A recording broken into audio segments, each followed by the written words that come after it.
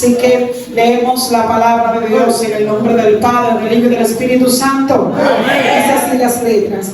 Orad sin cesar. La traducción en lenguaje actual dice, dice, oren en todo momento.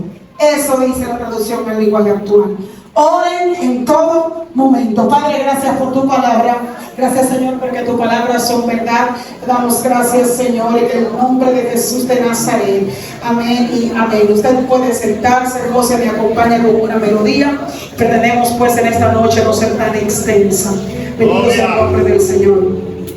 Bien, el tema que queremos ministrar en esta noche es el tema de la necesidad de orar siempre. Este es el tema que queremos predicar, la necesidad de orar siempre. Nosotros hoy en día pues vivimos en un mundo que va bastante rápido. Resolvemos todos los problemas que podamos tener en su mayoría con una simple llamada. Buscamos respuestas en segundo mediante la IA o el chat GPT o el internet o el Google. Tratamos de buscar respuestas en fracciones de segundo, y nosotros pues de una manera u otra confiamos en nuestras capacidades para poder hacer las cosas de manera inmediata, de manera rápida. Sin embargo, hay algo que la tecnología no puede reemplazar, hay algo que el dinero no puede comprar, hay algo que la inteligencia humana no puede sustituir, y ese algo es la oración. El poder que tiene la oración no lo puede sustituir la tecnología por más que avance. El poder que tiene la oración no lo puede comprar el hombre por más dinero que tenga.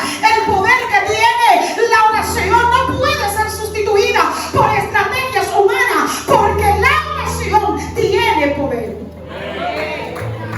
Y se hace necesario hablar de estos temas en las congregaciones, porque muchas veces nosotros nos envolvemos en muchas cosas del reino, pero nos descuidamos del dueño del reino. Hoy por hoy muchos de nosotros decimos que amamos a Dios, asistimos a la iglesia, leemos la Biblia, pero pareciese que hay una dificultad en permanecer siempre en la oración. Oramos cuando hay un problema, oramos cuando hay una necesidad, oramos cuando tenemos una carencia, oramos cuando hay crisis, pero Jesús no nos enseñó a orar por ocasiones, nos enseñó a orar siempre. Porque la oración no es simplemente hablar o tirar palabras al cielo o tirar palabras al aire. La oración es el oxígeno que el alma necesita, es la conexión constante con el Padre, es la fuente que mantiene vivo la vida espiritual de un creyente. Por lo tanto, no podemos vivir una vida cristiana firme si no tenemos oración constante, porque cuando la oración disminuye, la fe se debilita. Cuando la oración aumenta, entonces es que el corazón se fortalece. Por eso el propósito de este sermón es poder despertar la conciencia de los creyentes. Es poder llevar a los creyentes a comprender que la oración no es momentánea, que la oración no es de la hora, que la oración no es de un rato, sino que la oración es un estilo de vida, sino que la oración debe de ser la fuente principal del creyente, sino que la oración no se trata solamente de hacerla por hacer, sino que la oración es relación con Dios. Por lo tanto, vamos a presentar la oración con una metáfora muy particular. La analogía que nosotros podemos hacer de la oración, que cabe perfectamente con lo que estamos hablando, es respecto a la oración como el oxígeno del alma. Fíjense que el oxígeno en este sentido no es algo poético, es algo biológico, y en este contexto es algo espiritual. Porque el cuerpo humano, para poder vivir, necesita el oxígeno, necesita hacer un intercambio gaseoso, necesita inhalar el oxígeno y exhalar el dióxido de carbono. De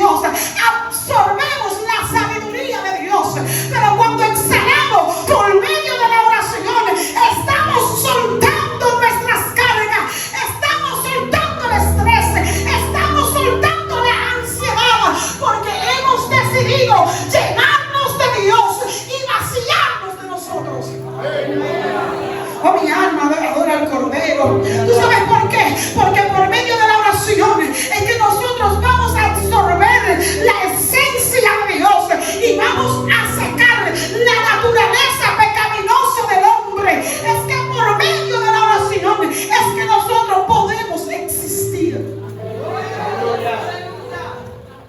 Si nosotros dejamos de respirar, el cuerpo entra en hipoxia y muere.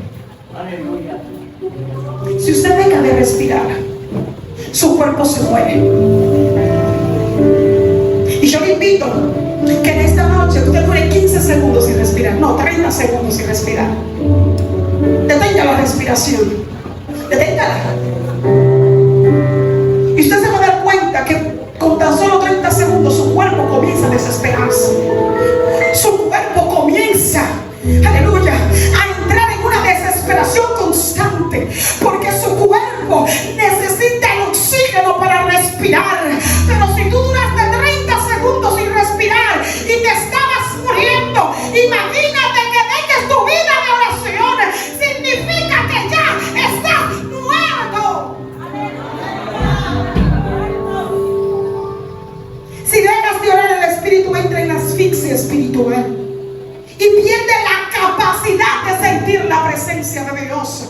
Si dejas de orar, pierdes la capacidad de poder resistirte al pecado. Porque lo que me agrada de lo que dice la Biblia es que la Biblia dice que resistamos al diablo y de vosotros que huirá. Pero ¿cómo podremos resistir si nosotros no mantenemos orando? Si no mantenemos en una relación constante, si no mantenemos comunicado con el Padre, es que podremos resistir a las acechanzas del diablo, a los ataques del diablo.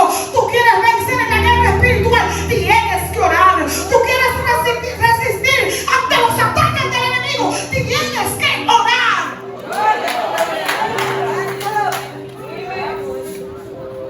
Porque una oración circunstancial no te hará resistente ante los ataques del enemigo. Porque si tú oras cuando tienes una situación, tú no estás creando relación. Y lo peor del caso es que hay creyentes que para ellos Dios es un médico, solamente lo buscan cuando tienen enfermedad. Hay otros que para ellos Dios es un banco, solo lo buscan cuando necesitan dinero. Hay para otros que Dios es un capricho, solo lo buscan cuando quieren que Dios le cumpla su voluntad. Pero el que entiende que la oración es el oxígeno del alma, entiende que tiene que orar en todo momento, entiende que tiene que orar aun cuando no tenga fuerza, que tiene que orar aun cuando no tenga deseo, que tiene que orar cuando las cosas van bien, pero que tienen que seguir orando cuando las cosas van mal. Por eso,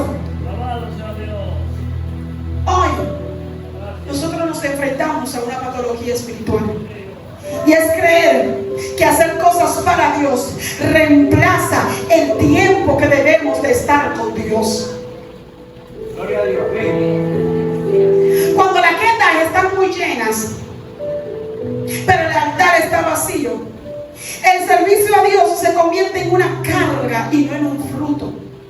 Porque es que hay muchos que están con el síndrome de Marta, que están muy afanados, están muy turbados, están haciendo muchas cosas, sin embargo se están olvidando de lo más importante. Por eso es que en Lucas capítulo 10 verso 41 y el verso 42 se presenta este caso de Marta y María. Marta estaba muy afanada, pero María estaba a los pies del maestro. Si bien el afán de Marta era quizás para que Jesús se sintiera cómodo, pero estaba descuidando lo más importante, que era estar a los pies del maestro. Y muchas veces nosotros en la congregación nos ocupamos de la obra, servimos en la obra, pero nos olvidamos del Dios de la obra. Y alma adora al Cordero.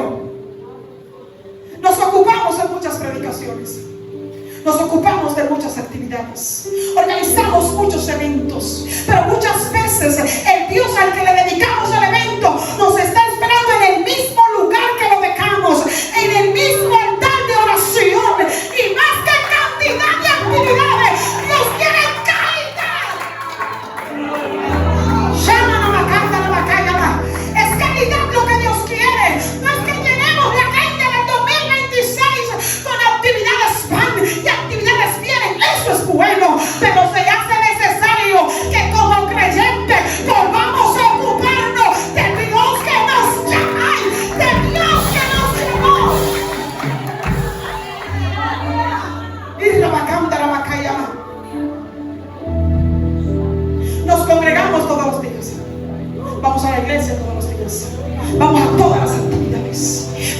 mi oración está descuidado.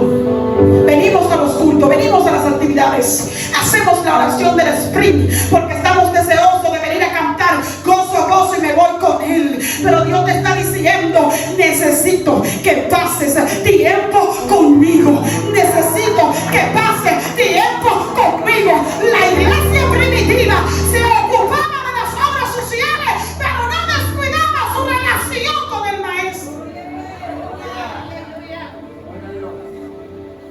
Por eso Jesús les dice, Lucas 18:1, y le refiere a una parábola de la necesidad de orar siempre. Y ahí Jesús presenta una parábola muy interesante, muy predicada por nosotros, y es respecto a la viuda y aquel juez injusto. La Biblia dice que aquella mujer iba constantemente ante el juez injusto: hazme justicia de mis adversarios. Y dice la Biblia que aquel juez no temía a Dios, tampoco respetaba a los hombres, pero porque aquella mujer le hacía persistencia constante, entonces el juez injusto tuvo que responderle. Cuanto más nuestro Dios, que es un juez justo, si nosotros le pedimos, si nosotros le clamamos, si nosotros persistimos, Él nos va a responder. Lo que pasa que a veces estamos en nuestra carne y nuestra carne es cortoplacista. Nuestra carne es cortoplacista. Nuestra carne lo quiere todo rápido. Nuestra carne nos quiere hacer creer que la oración es una varita mágica, que yo pedí ahora y ahorita cuando salga lo voy a recibir. Y no, hay muchas cosas que vamos a recibir de Dios, pero va a depender de la consistencia y la persistencia que nosotros tengamos en nuestra oración, en nuestro clamor. Por eso es que Jesús presenta el antídoto. El antídoto no es venir un día y orar por algo, es persistir en la oración. ¿Por qué es necesario orar?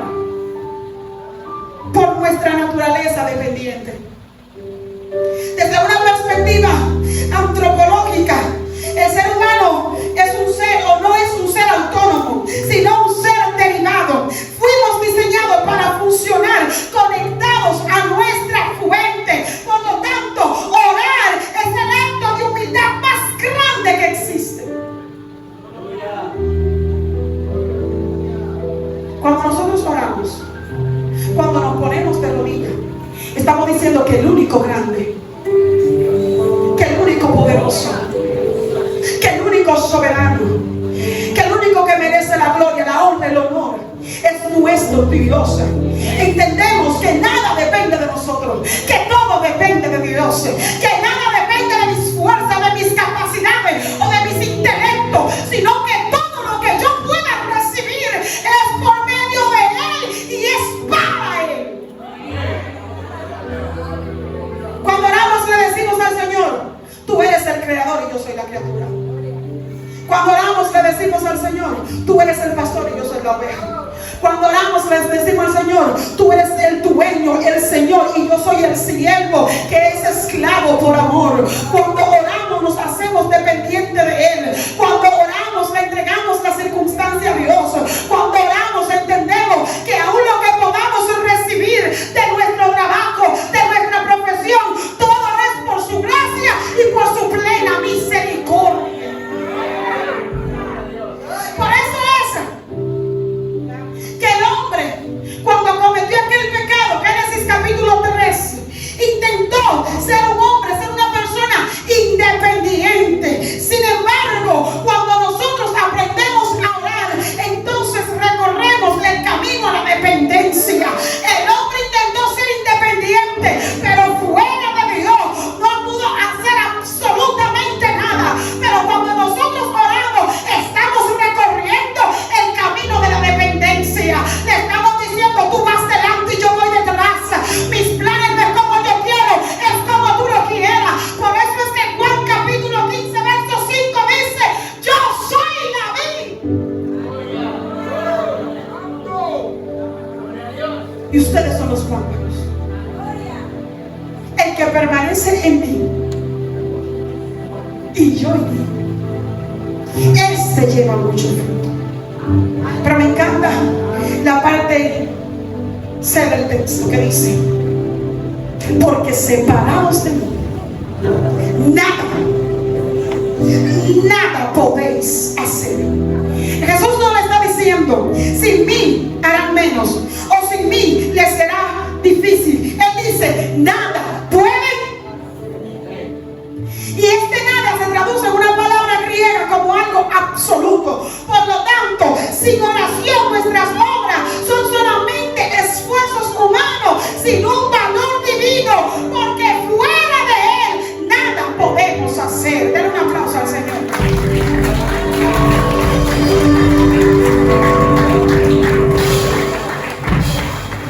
¿Por qué tenemos que orar siempre? Porque el enemigo no duerme. El enemigo de nosotros no duerme. El enemigo de las almas no duerme. El enemigo de las almas siempre está pendiente. Por eso es que la Biblia lo declara como un adversario, lo declara como un león. Por eso es que en la primera carta del apóstol Pedro, capítulo 5, verso 8, la Biblia dice: sed sobrios y están dormidos. No, dice: y velad, porque vuestro adversario el diablo, como león rugiente, anda alrededor buscando a quien devorar. Por lo tanto, si el ataque es constante, la guardia no puede ser intermitente. Si el ataque del enemigo hacia nosotros es constante, el ataque de nosotros hacia él no puede ser intermitente. Por eso es que Pablo le dice a los hermanos de Efesios, o de Efesios, capítulo 6, verso 18, allí el apóstol le dice: oren en todo tiempo, con toda oración y súplica en el Espíritu, y velad en ello con toda perseverancia. Porque el enemigo ataca diariamente. El enemigo ataca constantemente. El enemigo siempre está al acecho. Pero para un enemigo que ataca constantemente, hay una iglesia que le está haciendo frente. Hay una iglesia que le está haciendo frente al adversario. Hay una iglesia que dice: si tú atacas, yo estoy aquí y tengo las salvadoras de Dios para pelear. Por eso es que Jesús tiene que decirle que las puertas del Hades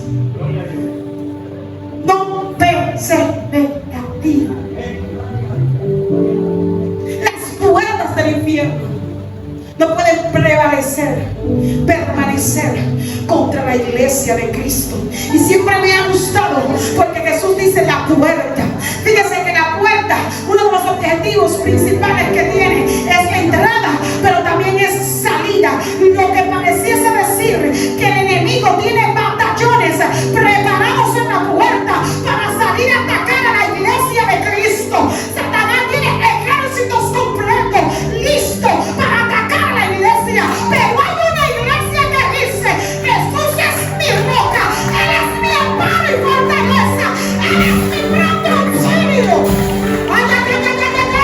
El enemigo se podrá levantar como él quiera, pero cuando hay una iglesia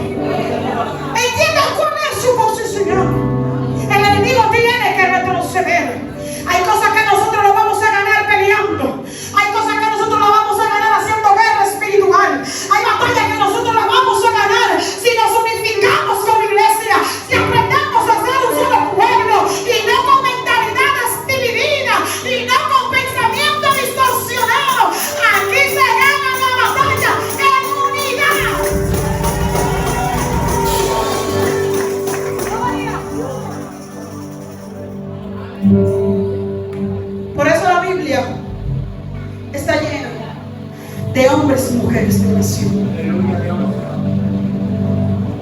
Siento la presencia de Dios.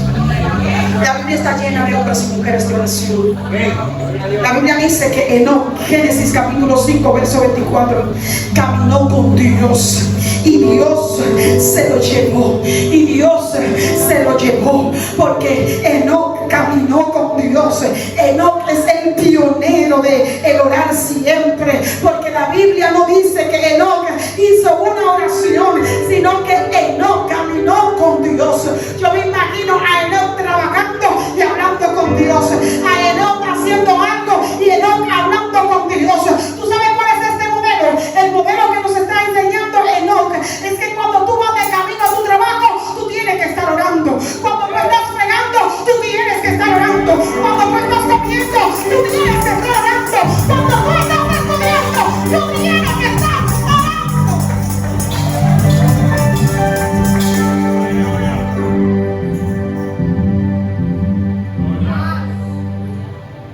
A veces los extremos son malos, pero a veces hay extremos donde tenemos que volver. Sí, porque yo recuerdo que había un tipo de cristiano antes que hasta la ropa que se iban a poner decía que Espíritu Santo, ¿qué tú quieres que yo me ponga hoy? Amén. Gloria a Dios. Y quizás hoy no le vamos a pedir opinión al Espíritu Santo qué ropa nos vamos a poner, pero tenemos que tener al Espíritu Santo como nuestro amigo. Debemos de tener el Espíritu Santo, aleluya, albergado en nuestros corazones. Que si caminemos, hablemos con Dios. Que si respiramos, hablamos con Dios. Que si trabajamos, hablamos con Dios. Que donde quiera que nosotros lo podamos mover, Dios se mueva con nosotros y nosotros llevemos a Dios a todos los lugares.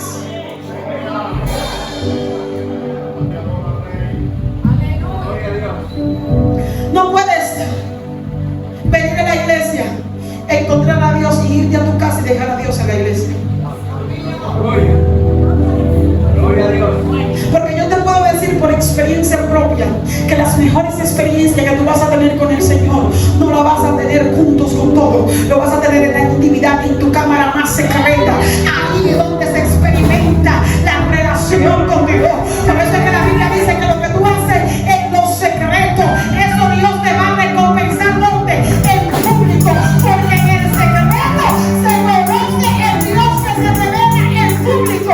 No puedes querer conocerlo en público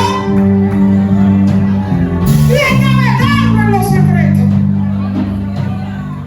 Número 2, Abraham fue un hombre que conoció a Dios y conoció el poder de la oración. Pero desde esta perspectiva quiero presentarte a Abraham como un intercesor. Por eso es que Génesis capítulo 18 nos enseña el poder de negociar con Dios, basándose en la justicia de Dios, no en la justicia mía. Porque en aquel episodio de Sodoma y de Gomorra vemos a un hombre parado frente a Dios intercediendo por otros.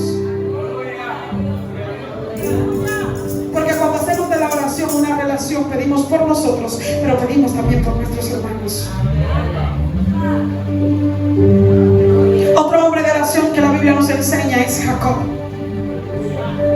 Y hay un pasaje muy conocido por nosotros, Génesis capítulo 32, donde dice la Biblia que aquel hombre llamado Jacob peleó con el ángel del Señor en Peniel. Y allí Jacob pudo experimentar la oración como un combate espiritual, un combate por su bendición. Porque hay momentos donde la oración necesita persistencia. La Biblia dice que aquel ángel estaba allí y Jacob agarró al ángel y le dijo: oye bien, si no me bendice, no te va. Si no me bendice, no te va. Y él le dijo: muchachos, suéltame, que ya está rayando el alma. Y Jacob le dijo: óyeme bien, si tú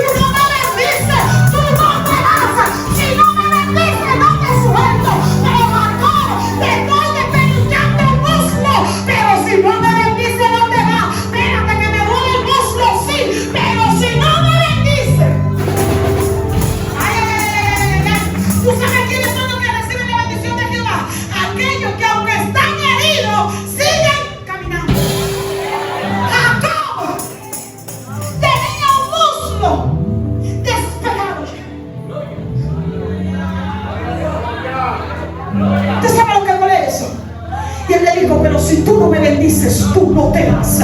Si tú no me bendices, tú no te vas.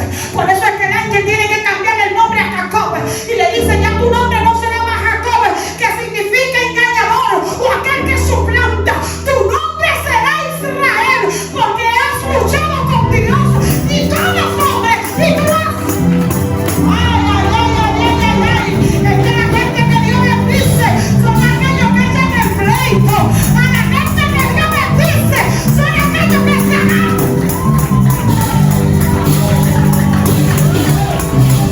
Son aquellos que se agarran de Dios. Son aquellos que se agarran del Señor. Son aquellos que le dicen: no me suelte, no me suelte. Necesito que me bendigas. Necesito que bendigas mi casa. Bendice mi familia. Bendice mis hijos. Si no, contigo yo soy. Ay, ay, ay, ay, ay, ay. Es trabajante.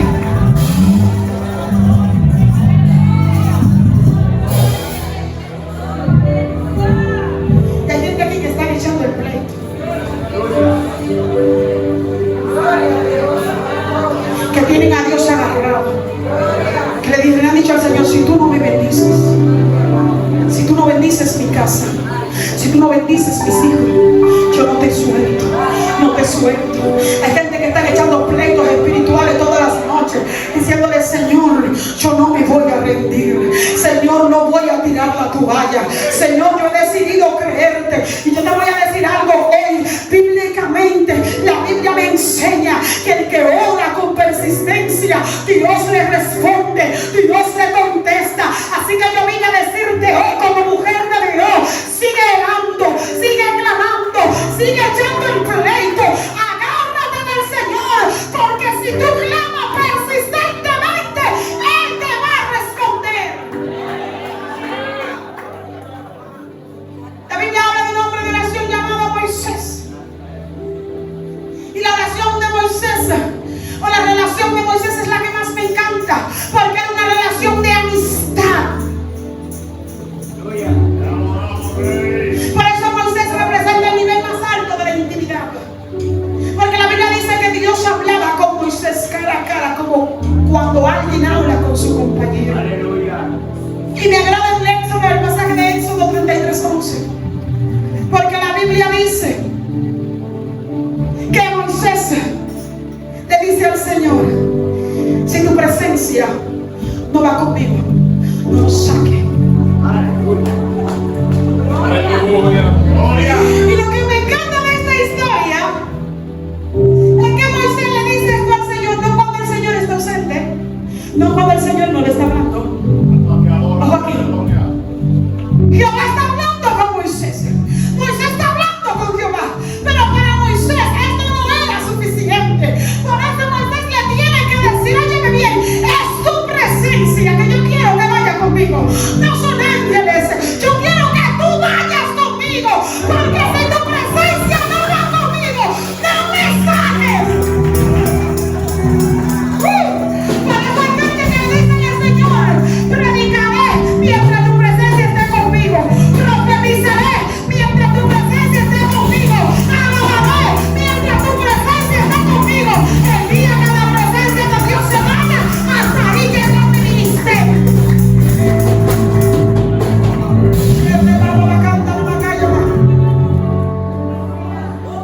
Moisés, estoy hablando contigo, y le digo: muéstrame tu rostro. Quiero verte cara a cara. Y el Señor le dijo: oye, no hay hombre que vea mi rostro y viva. Sin embargo, Moisés, te mostraré mis espaldas. Ay, ay, ay, ay. Lo que me encanta es que Moisés no se impresiona de lo que Dios estaba diciéndole y haciendo, porque el que tiene relación está acostumbrado a ver el mover de Dios. El que tiene relación está acostumbrado a ver a Dios moverse. Tú no ves que hay gente que ningún milagro lo impresiona, es que esa gente vive bajo una atmósfera de milagro. Tú no ves que hay gente que ningún mover a ellos lo sorprende, es que esa gente vive en una intimidad constante. Tú no ves gente que en la actualidad no se sorprenden de nada, es que ellos han visto a Dios obrar aún cuando todo parece imposible.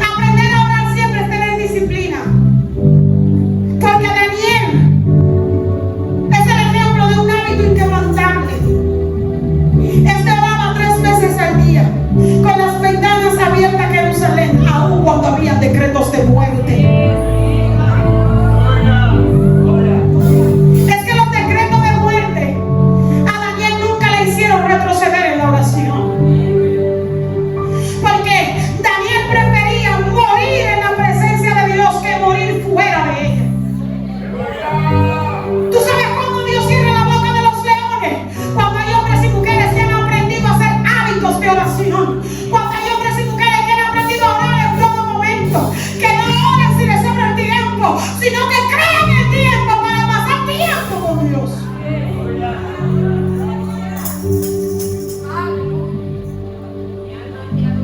Pero para concluir, hoy yo te vengo a presentar el mejor modelo de orar siempre. El mejor modelo de orar siempre. No fue Gigi Ávila. El mejor ejemplo de orar siempre no es Juan Carlos Ávila. El mejor modelo de orar siempre no son esos grandes predicadores de hoy. El ejemplo de orar siempre, el modelo de orar siempre es Jesús de Nazaret. Aunque Jesús era Dios, Jesús buscaba lugares solitarios muy de mañana para orar. Su vida era una respiración constante del Padre. Jesús respiraba a Dios por donde quiera. Jesús respiraba oración. Jesús vivía en oración. En su bautismo, en el inicio, mientras oraba, el cielo se abrió y descendió el Espíritu Santo, según Lucas capítulo 3 verso 21. Antes del amanecer, Jesús oraba y se levantaba muy temprano y se iba a lugares desiertos a orar, según Marcos capítulo 1 verso 35. Después